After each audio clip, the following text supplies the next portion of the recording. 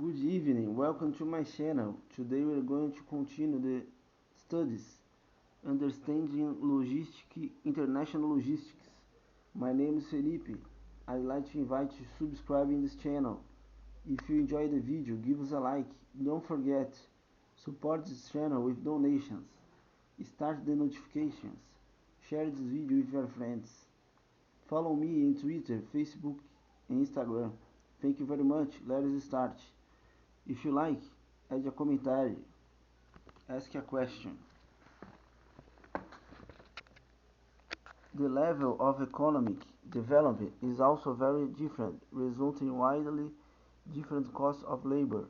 There was and is considerable political disagreement in both the United States and Canada of the advisability of proceeding with the inclusion of Mexico in NAFTA.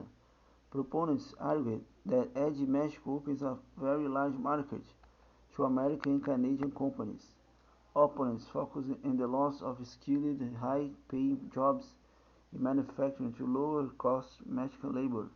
As of this writing, the three nations have agreed to join, and treaty implementation is underway. Summary: logistics systems and business practices are not uniform throughout the world. That is because the world itself is not uniform and there are many cultural differences that must be bridged for effective business communications and transactions to take place. For purpose of discussion, nations of the world were placed into the three categories with respect to the development of their logistics system. Not surprisingly, the sophistication of a nation's logistic infrastructure is closely correlated to its overall level of economic development. Brief mention was also made of two new trading blocks, EC92 and NAFTA. Ocean ships and shipping. Introduction. This is the first of three chapters that deal with ocean shipping. This chapter deals with various types of ships that are used by both shippers who own them and firms that own their orders for others to use. Chapter 5 deals with bulk carriers and chartered arrangements that are used when a shipper has sufficient cargo that it can think in terms of utilizing an entire vessel. Chapter 6 deals with movements or smaller quantities, usually more valuable per unit of weight, that moves on regularly scheduled liner vessels. There are three basic types of ocean carriers: private fleets, tramps, charter or leased vessels, and three liner carriers. Private fleets are owned by merchants or manufacturers themselves in order to carry their own goods. Companies such as Exxon and Weyerhaeuser own and operate large fleets of specialized ships. They do so in order to control both the availability to carriage and the cost thereof, and also to ensure that the right kind of ship is available to meet their special needs. Oil tankers, such as operated by Exxon and other oil companies, are the size and type of vessel this company needs, and they have the particular operation characters required to support the business of the owners.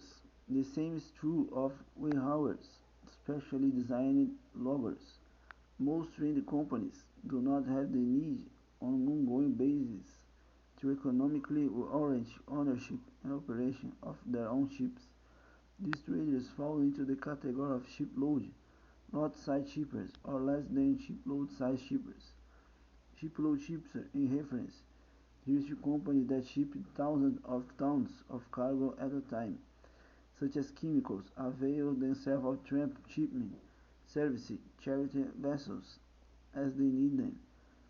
Shippers of smaller quantities utilize liner service. Many terms will be introduced on this chapter that will require further explanation or definition. An attempt will be made to define new words and phrases as they occur. Cargo types. One way to classify a vessel is by the type or types of cargo they carry. This classification is also useful and determine whether they will be chartered by a single user or be used to carry smaller shipments tendered by many shippers. Bulk cargo is free floating and is loaded by shovel, pump, bucket, or scoop. Is in free form and must be contained. Here is a newer definition. Cargo is said to be stored in bulk when it's stored loose, instead of being first packaged in containers. This definition, when certain whether the containers means retail size package or sea-going containers, which are usually 20 to 40 feet long. Often, the only way to load any cargo aboard a container ship is to load into a container first. Special containers exist with leak-proof plastic linings. Bulk cargo, say raw sugar, would be loaded into the container. It becomes container cargo. Common examples of bulk cargoes are petroleum, grain, coal, iron ore, scrap iron, raw sugar, phosphates, and sulfur. Sometimes a portion of bulk cargo may be packaged. Bagged rice, for example, is placed on top of bulk rice to give the entire load stability. Bulk cargo moves by weight. Sometimes the weight carried is determined by measuring the change in the vessels deep in the water. For each vessel, one can determine how much water is being displaced as the vessel rises lower. The weight of this displaced water is equivalent to the weight of the cargo being loaded. When coal is loaded off spot, it may have been rained on several times between when it was mined, moved on rail cars, and stacked outside waiting to be loaded. This rain increases the coal's moisture content but adds nothing to its usefulness to the ultimate customer. Hence, at the loading dock, the coal's buyer and seller hire a neutral third party to continuously collect a small sample of coal utilizing a tiny conveyor belt that moves off the major conveyor. The small sample is analyzed for BTU, British Thermal Units, a major energy content per unit of weight. If you like the video, give us a like, subscribe in the video, support this video's donation, start the notification. See you next time. Follow me on Twitter, Facebook, and Instagram. Thank you very much.